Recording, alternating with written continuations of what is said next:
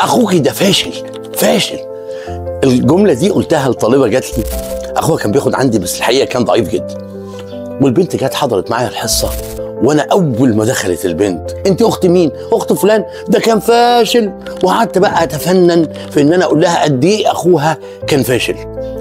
وفي الاخر طلعت انا اللي فاشل. البنت قعدت عينيها بتدمع بس مش قادره تدمع، مكسوفه جدا. وبعدين مامتها كلمتني بعد الحصه وقالت لي: مستر ايمن، البنت اخوها بالنسبه لها اله، يعني مجازا. قعدت تعيط وقالت: انا مش هحضر عند المدرس ده تاني.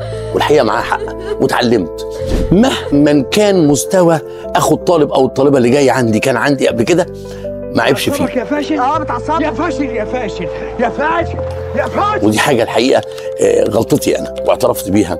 وطبعا اتعلمت في خبرات الحياه المستمره يعني ان انا ما اقولش سيئات اي طالب قدام اخواته حتى لو فيه سيئات. وده العلام مش ببلاش. كنت معاكم مستر ايمن تابوس.